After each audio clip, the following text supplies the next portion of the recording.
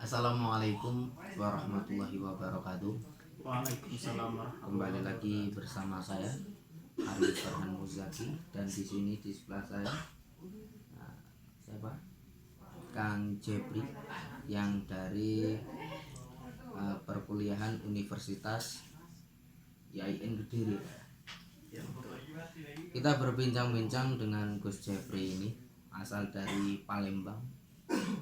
Beliau kuliah saat ini sudah berjalan 5 semester ya. Alhamdulillah berjalan 5 semester, dan juga beliau seorang santri.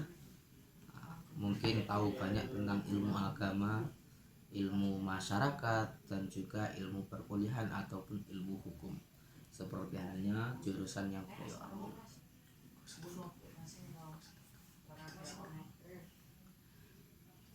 Oke, langsung saja kita tanya-tanya tentang beberapa yang sering terjadi, seperti halnya kemarin tentang turunnya mahasiswa ke lapangan karena ingin membela masyarakat tentang adanya RUU Cipta Kerja.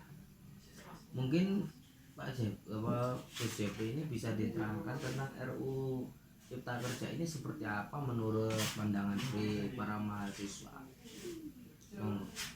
Oke, terima kasih atas pertanyaannya dari Gus Ari yang sudah bersedia mempertanyakan. Sebenarnya saya juga tidak terlalu mendalami masalah Undang-Undang Cipta Kerja. Yang jelas ada poin-poin tersendiri yang itu dipandang masyarakat itu merugikan untuk salah satu profesi-profesi yang biasanya dijalani masyarakat. Salah satunya adalah profesinya orang buruh Indonesia. Buruh ini sudah gajinya kecil, pekerjaannya susah, kok malah dibuat peraturan yang sedemikian, akhirnya dipandang merugikan bagi para buruh. Akhirnya apa? Ya kan? Selaku warga negara Indonesia, ya kan, kita berhak marah jika memang itu tidak sesuai dengan prosedur, ya kan, dan itu dianggap merugikan bagi warga negara Indonesia. Akhirnya apa? Mahasiswa dari segolongan organisasi seperti PMII, HM dan sebagainya turun menyerukan suaranya, memprotes kepada pemerintah untuk mencari kebenaran, mencari keadilan, penjelasan setidaknya bagaimana mereka berani menerapkan Undang-Undang Cipta Kerja, dan bagaimana pemerintah, ya kan, dalam pembuatan ini bisa menerangkan bahwasannya Undang-Undang Cipta Kerja, ya kan, yang terkait tentang buruh itu tidak akan merugikan bagi buruh. Apa ada janji tertulis dalam peraturan Omnibus Law tentang UUCK atau Undang-Undang Cipta Kerja? Setidaknya pastian itu diberikan kepada masyarakat. Ini enggak. Salah satunya apa? Mereka diam. Pemerintah diam. Diturunkannya polisi, badan-badan yang terkait dengan keamanan negara, BRIMOB dan lain sebagainya, untuk apa? Menindas aksi kecil dari mahasiswa dan warga negara Indonesia yang ikut andil turun di demonstrasi tersebut. Apa dipukul? Kita lihat videonya yang sifatnya anarkis, ya kan? Akhirnya apa? Loh, demo itu bagus, tapi tolong hindarkan. Kita selaku umat Islam juga menghindari sifatnya amar ma'ruf nahi munkar yang sifatnya merusak fasilitas negara, merusak tubuh, kan, merusak apapun itu, akal pikiran. Sedangkan kita belajar fikih itu harus diajari dengan hifdzun nafsi, hifdzun din, ya kan, menjaga agama, menjaga diri kita, menjaga bangsa agar tetap damai. Anarkis itu hilangkan aja, ya kan, hilangkan aja.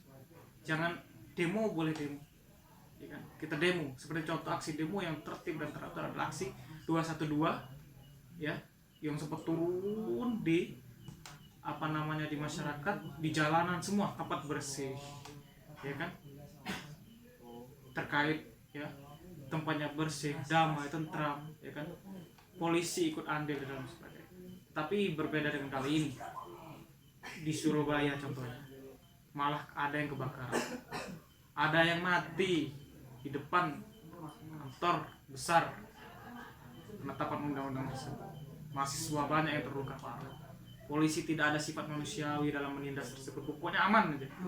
Padahal janji-janji polisi adalah melindungi warga negara Indonesia. Polisi itu adalah badan keamanan yang ditunjuk, ya kan, yang sudah janji bahwasannya akan melindungi negara. Negara isinya adalah rakyat. Rakyat adalah pemerintahan tertinggi di Indonesia. Kok malah jadi kan mengapa? Jadi menurut saya terkait anarkisme di dalam suatu demonstrasi itu kurang efektif. Demonstrasilah, aksikan, serukan masyarakat dengan hal-hal yang baik. Terus ada yang mengutip bilang gini, kalau nantinya kalau gitu ndak didengar sama pemerintah. Kalau nggak dibakar ban, hancurkan semua fasilitas negara, nggak didengar pemerintah diam. Menurut saya itu adalah suatu sifat kekanak-kanakan. Karena apa? Sama seperti anak kecil yang ingin diperhatikan orang tuanya, akhirnya dia nakal karena kurangnya kasih sayang. Kita orang yang dewasa, kita yang tahu peraturan, ya tidak butuh hal seperti itu. Untuk nakal terlebih dahulu baru dikasih sayang. Kita kasih lembut, kita kasih yang terbaik buat pemerintah, bahwa kita negara, warga negara yang tertib, mentaati peraturan, anti kekerasan, menjalani syariat, patuh negara, baik dalam demonstrasi, penerapan apapun. Tapi tolong didengarkan. Bagi pemerintah, tolong ingat-ingat, kami selaku masyarakat Indonesia memohon, tolong, bukan hanya janji-janji tertulis yang ada di Undang-Undang Cipta Kerja, apa yang sudah disampaikan para pemimpin bahwa Indonesia akan maju, utang negara berkurang dan lain sebagainya. Kok sampai itu tidak terbukti? Ya kan, dari 2021 dan seterusnya. Maka jangan harap rakyat akan diam. Rakyat pasti akan marah kembali. Gitu besar. Gimana? Jadi yang pada intinya para mahasiswa ini ingin bukti nyata dari pemerintah. Iya, betul. Bukan hanya mahasiswa, tapi masyarakat. Masyarakat. Terutama dari mahasiswa ini untuk membantu para masyarakat yang ekonominya bahwasanya apa sih bukti nyata dari RUU Cipta Kerja ini nantinya. Setidaknya mereka menjelaskan lah nanti. Menjelaskan bagaimana hasil kerja dari RUU Cipta Kerja. Terkadang kan banyak orang yang bisa mengeluarkan usulan, dia berani tanda bukti di tangan, tapi belum tentu kerjanya gimana. Seperti yang kita lihat banyak pilkada dan pilpres dan lain sebagainya yang mengatakan jikalau saya terpilih nanti Indonesia akan maju. Jikalau saya terpilih nanti jalanan mulus. Tapi kan bukan hanya umum lisan yang perlu kita dengar, tapi bahwasanya juga perlu hasil kerja itu tadi. Sebenarnya gitu ya keinginan dari para masyarakat dan mahasiswa ini. Ya tentunya mas seperti itu. Ya mungkin itu sedikit perbincangan tentang keinginan atau usulan yang diajukan kepada para mahasiswa mewakili dari masyarakat yang ada di luar sana. Mungkin ketika ada kritik atau saran bisa langsung hubungi kami atau komen di bawah ini nih. Linknya Mas Zaki juga bisa ya. Mungkin itu saja percakapan kita untuk malam hari ini. Mungkin bisa nanti dilanjutkan di esokan hari tentang masalah-masalah yang lain. Mungkin itu saja dari saya. Ada yang ditanyakan lagi? Alhamdulillah enggak. Tidak ya.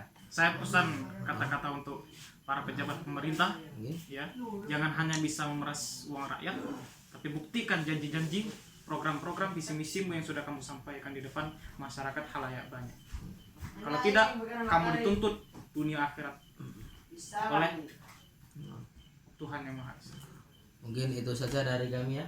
Assalamualaikum warahmatullahi wabarakatuh.